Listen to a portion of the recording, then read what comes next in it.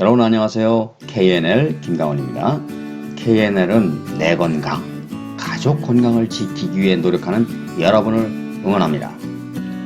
이제까지 당뇨와 고혈압은 원인이 인슐린 저항 때문이고 증상이 다를 뿐이므로 같이 등장하는 경우가 많았죠. 자, 그래서 요거는 이제 고혈압이란 얘기고 요거는 당뇨란 얘기인데 여러분들 여기서 그림을 보면은 이거는 이제 혈당을 체크하는 모습 그 기계를 보여주고 있죠. 요거는 혈압을 체크하는 기계를 보여주고 있습니다. 자, 그런데 이번에는 당뇨는 없는데 고혈압인 경우 그런 경우가 있어서 이게 도대체 어떤 것인지 그거를 알아보는 시간을 갖기로 하겠습니다. 이렇게 당뇨는 없는데 고혈압인 경우 저개발 국가 이런 데서 종종 보이거든요. 그런데 구호 물품으로 제공되는 가공식품이 많아지고 이를 섭취함으로써 저개발국에도 예전과 달리 당뇨 환자가 많이 증가했습니다. 저개발국에는 당뇨나 비만에 비해 고혈압 환자가 많은 편인데 당뇨를 동반하지 않는 고혈압의 원인, 그게 대부분 영양결핍. 여기서 영양결핍이라고 하는 것은 비타민, 미네랄 이런 걸 연상하시면 됩니다. 그래서 대부분 영양결핍에 따른 혈관 기능이 저하기 때문이죠. 이럴 때는 영양 공급이 제대로 이루어져도 건강을 되찾는 데 상당한 시간이 소요됩니다. 당뇨를 앓게 되면 비타민과 미네랄 등이 당과 함께 빠져나가기 때문에 칼로리 과잉, 영양 결핍 이런 현상을 겪게 됩니다. 영양 결핍 때문에 고혈압 가능성이 높아지고 고혈압이 생기지 않아도 비타민 C, 비타민 D 등이 부족하면 여러분들 혈관도 근육이 필요하죠.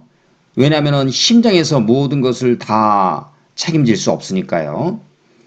그런데 콜라겐 합성이 힘들어지면은 당연히 혈관 건강이 악화될 수밖에 없겠죠. 그래서 혈압은 높아지고 혈관 기능이 저하되는 것, 이것이 이제 연관 관계가 있다 그런 뜻입니다. 스트레스도 영양 결핍을 유발합니다. 극심한 스트레스는 마그네슘을 고갈시키기 때문에 급기야 심장마비를 일으키기도 합니다. 심장은 살아있는 동안 쉴 새 없이 수축과 이완을 반복해야 하는 기관이므로 엄청난 양의 마그네슘이 필요해서 심장 근육에는 인체 내 다른 부위의 근육보다 20배 이상의 마그네슘이 집중 분포되어 있죠. 스트레스에 대한 저항력도 중요합니다. 스트레스를 유발하는 환경은 쉽게 바뀌지 않기 때문에 무엇보다 스트레스를 해소할 수 있는 방법을 찾아야 돼요. 건강한 식습관과 운동은 스트레스를 해소하는 가장 좋은 방법이죠. 운동 없이 최고의 건강을 유지하려는 생각은 꿈도 꾸지 말아야 합니다. 스트레스 호르몬인 코티졸을 낮추는 데에는 격렬한 운동이 가장 효과적입니다. 물론 단순 노동도 스트레스 해소에 도움이 되지만 억지로 하는 운동, 노동은 오히려 스트레스를 증가시킵니다. 같은 이유에서 몸에 좋다는 음식을 억지로 챙겨 먹는 것도 스트레스를 증가시키기 때문에 깨달음을 통해 건강한 식습관을 몸에 배게 만드는 노력이 필요합니다. 몸에 좋지 않은 음식과 몸에 좋은 음식의 섭취 비율이 가령 80대 20이었다. 그렇다면 이제는 그 비율을 바꿔보는 게 어떨까요? 음식에 대한 철학이 바뀌지 않고서는 결코 건강을 유지할 수 없습니다. 여러분들 보약 그럼 뭐가 떠오르세요? 한약이라고요? 그렇죠. 이 보약 그러면은 몸에 좋은 건 알겠는데 이거 효과가 상당히 천천히 나타난다 이런 느낌이 들죠. 비타민과 미네랄도 마치 보약과 같아서 몸에는 좋지만 효과는 천천히 서서히 체감하게 되는 것이다. 이런 생각이 많습니다. 하지만 모든 게 그런 것은 아닙니다. 마그네슘은 심장 박동이 불규칙하거나 혈압이 높은 응급 환자에게 투여하면 바로 효과가 나타납니다. 또 비타민C 메가도스 용법은 소아마비 바이러스를 72시간 내에 사멸시키는 효과가 있고요. 오메가3는 시중에 나와 있는 어떤 혈압약보다도 심혈관 질환 예방에 뛰어난 효과가 있습니다. 비타민 B3, 나이아신 이렇게도 부르죠. 이거는 관절염 완화에 진통제보다도 우수한 효과를 발휘하고 있습니다. 콜레스테롤 저하제인 스타틴과 견주어도 전혀 손색이 없을 정도입니다. 식사 시 500mg씩 복용하면 스타틴과 같은 효과를 볼 수 있을 뿐만 아니라 부작용도 훨씬 적죠. 대부분의 약은 효과가 좋을수록 이에 비례해서 부작용 종류와 강도도 증가하는 경향이 있지만 천연물질은 종류에 따른 효과 차이는 있어도 부작용이 매우 적습니다. 이런데도 병원에서 스타틴 대신 나이아신을 처방하지 않는 이유는 제약회사의 비즈니스 모델에 부합하지 않기 때문입니다. 지금 비즈니스 모델이라고 하는 건 뭐냐? 비즈니스 모델은 일단 돈을 많이 벌 수 있어야 됩니다. 돈을 많이 벌 수 있으려면 특허, 독점적으로 특허를 낼 수 있고 뭔가 자기 혼자 다 그냥 독점을 할 수 있어야 되겠다 이런 거죠. 이런 그 천연물질은 특허가 안 나오니까 비즈니스 모델에 맞을 리가 없죠. 천연약품과 합성의약품에 대한 제약사의 입장은 극명한 차이를 보입니다. 코큐텐, 아르기닌, L-카르니틴, D-리보스 등은 우수한 효과가 있지만 천연물질이기 때문에 특허가 불가능합니다. 따라서 다국적 제약회사로부터 외면당하고 있죠. 실제 머크사는 코큐텐 합성 기술을 개발했지만 기술을 일본 제약회사에 팔았지요.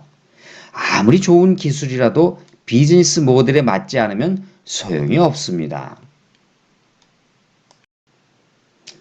스타틴 계열은 콜레스테롤 저하제입니다. 그런데 스타틴계에 이렇게 얘기를 했을 때 스타틴에서 뭐 조금 유도체들이 다양하게 나올 수 있는데 이런 것들이 효과가 콜레스테롤을 저하시키는 그 능력이 뭐 비슷비슷하니까 여러 가지가 있을 이유가 없죠. 스타틴계 의약품으로는 아토바스타틴, 플루바스타틴, 로바스타틴, 프라바스타틴 이렇게 이름도 참 괴상망측하고 여러 개가 있습니다. 구조가 비슷한 스타틴이 이렇게 많이 있을 이유가 없는데 다양한 이름으로 제조, 판매되는 이유는 오로지 제약회사의 비즈니스 모델에 부합하기 때문이죠. 제약회사는 자신들의 특허 물질과 경쟁 관계에 있는 천연물질은 모델에서 모두 제외시키고 의사들에게는 천연물질은 별게 아니다. 이런 생각을 지속적으로 심어줍니다. 미국의 상하의원 한 명당 제약회사 로비스트가 2.5명에 이르는데 미국 사례지만 한국도 다를 바가 없겠죠. 또한 자신들의 이익에 반할 경우 광고 의뢰를 처리하는 방법 등으로 압력을 행사하기 때문에 방송사는 탐사보도 같은 프로그램은 엄두조차 낼 수 없습니다. 2006년에 미국 사회를 떠들썩하게 했던 바이옥스 스캔들, 여러분들도 아마 들어보신 분들 좀 계실 것 같은데 이거는 특종감인데도 불구하고 방송사에서 심도 있게 다루지 않았어요. 먹사가 제조한 진통제인 바이옥스로 인해서 6만여 명이 심장마비로 사망했는데 제약회사는 부작용을 감추기에 급급했고 심지어 FDA조차 이를 묵인했습니다. 결국 FDA에서 내부 고발자가 양심 선언을 하는 바람에 약은 퇴출되었죠. 자, 이렇게 되다 보니까 이게 이제 제약회사의 엄청난 로비력, 자금력, 뭐 이런 것들이 이제 문제가 되더라. 그런 뜻입니다. 참, 요즘 세상 건강을 지키면서 행복하게 살기도 쉽지 않은 세상입니다. 여러분들 우리 속담에 눈 감으면 코 베어갈 세상이다 이런 말 있잖아요. 잘 모르면 그걸 악용하는 사람들이 꼭 있어요. 그래서 정보를 잘 알고 있어야 스스로와 가족의 행복, 건강을 지킬 수 있습니다. 이번 시간은 여기까지 진행하고요. 다음 시간에는 흔히 혈관 청소 이런 말을 여러분들 가끔 들을 겁니다. 그런데 이거 진짜가요? 만약에 혈관 청소가 가능하다면 그 WHO에서 얘기하는 4대 만성 질환 그 중에 절반이 심혈관 질환 아닙니까? 이거 가능하다면 그러면 4대 만성 질환 이런 거 생각할 필요가 사실상 절반 정도는 별 문제가 안 되겠다 이런 생각이 드는데요. 자, 이거 정말 맞는지 다음 시간은 그걸 알아보기로 하겠습니다. 안녕.